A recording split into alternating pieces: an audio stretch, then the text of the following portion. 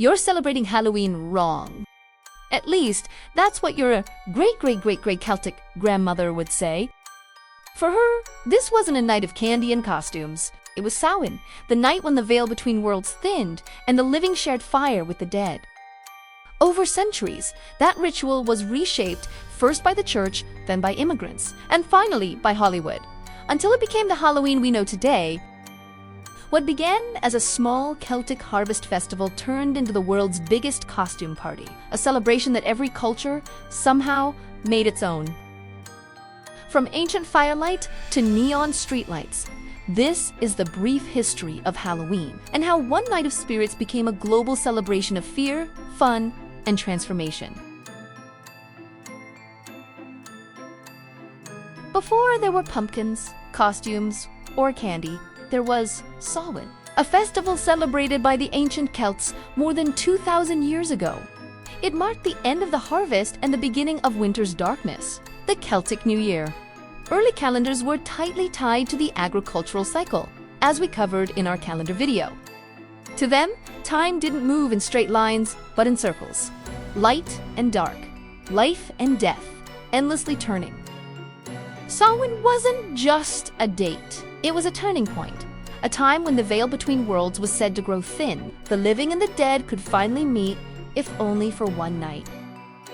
Bonfires were lit to honor ancestors and to protect against wandering spirits. Food was left at doorways as offerings. People wore masks made of animal hides to blend in with visiting souls. Part respect, part survival instinct. It wasn't about fear. It was about balance. To the Celts, death wasn't the end of the cycle, just the dark half of it. Samhain was their way of acknowledging that balance, facing the darkness so that light could return. As centuries passed, new faiths spread across Europe, and the church faced an interesting problem. By the early Middle Ages, roughly the 7th to 9th centuries, Christianity had reached most Celtic lands, but the old seasonal festivals refused to die out. People still lit their Samhain fires, wore their disguises, and honored the dead each autumn.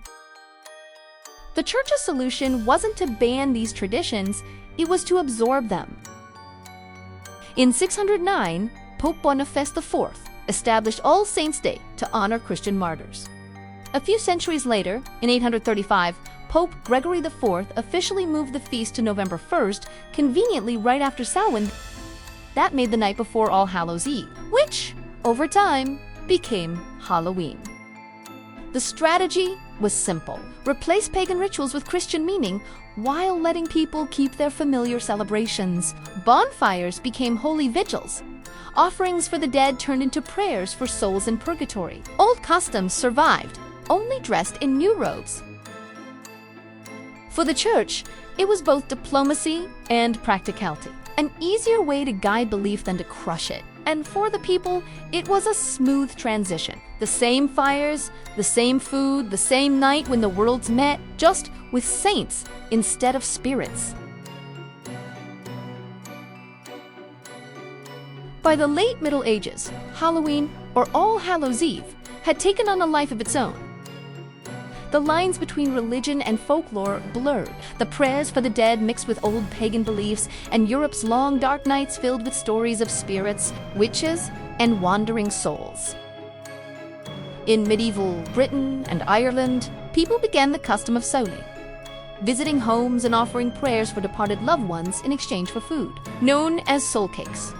Children and the poor dressed up as lost souls or saints, a humble ancestor of the costumes we know today.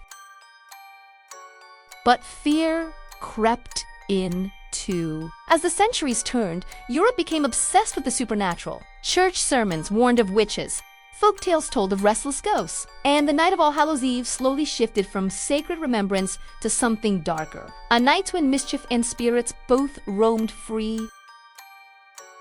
By the 16th and 17th centuries, Halloween had become a strange blend of solemnity and play. Young people carved turnips into lanterns to scare off spirits, played divination games to glimpse their future, and pulled pranks on neighbors, traditions that echoed both ancient Samhain and a growing appetite for fun amid the fear. It was no longer just about honoring the dead. It was about testing the boundary between order and chaos. Halloween had become, quite literally, the one night when the world turned upside down. By the 19th century, Halloween had started its next transformation, this time across the ocean. As millions of Irish and Scottish immigrants arrived in North America, they brought their autumn traditions with them: turnip lanterns, games, and ghost stories. But the New World gave those customs new life. Turnips were hard to find, so they turned to pumpkins, native to the Americas, and discovered they were much easier to carve. The eerie glow of the jack-o'-lantern was born. Old World superstition met New World storytelling. Ghost tales mixed with frontier folklore and Native American harvest festivals. Halloween became less about religion and more about community. An excuse for neighbors to gather, share food, and tell stories around the fire. By the late 1800s, newspapers and community leaders began promoting Halloween as a wholesome family celebration, stripping away much of its darker tone. What had once been a night of spirits became a night of stories and a shared cultural ritual that felt uniquely American. Halloween was no longer just a European ghost story. It had crossed borders and reinvented itself, the first step in becoming the global celebration we know today. By the early 20th century, Halloween had firmly taken root in North America, but it was changing again. The old European customs of pranks and mischief had evolved into what newspapers called Mischief Night. Kids soaped windows, tipped wagons, and caused chaos across towns each October 31st. To calm things down, communities came up with a clever idea: trick-or-treating. If children went door to door for candy instead of trouble, everyone would have a sweeter night. Literally. The phrase trick-or-treat first appeared in print in 1922 in Alberta, Canada, and by the 1930s, it had spread across North America. After World War II, with sugar rationing finally over, candy companies jumped in. They saw Halloween not as a holiday, but as an opportunity. Advertisements turned doorbells into candy chimes. Costume companies followed, first with homemade masks, then with mass-produced monsters inspired by Hollywood horror. By the 1950s, Halloween was no longer a night for spirits or saints. It was a night for superheroes, princesses, and ghosts made of bed sheets. A once spiritual ritual had become a billion-dollar industry, one powered by nostalgia, community, and a healthy appetite for sugar. But behind all the marketing and mayhem, the same instinct survived: people gathering together, facing the dark of the year, and making it fun. By the late 20th century, Halloween had outgrown its small-town roots.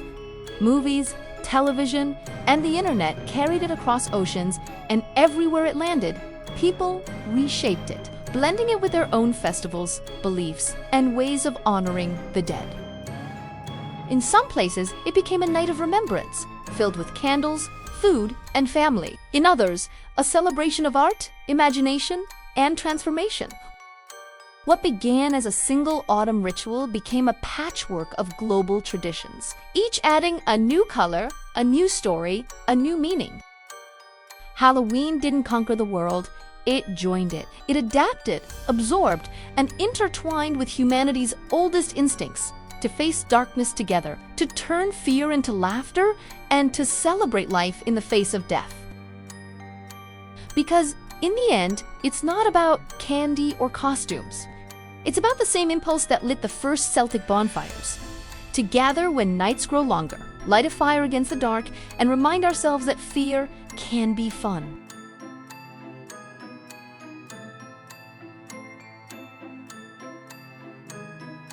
Strip away the candy, the costumes, the neon skeletons, and Halloween still speaks to something ancient in us.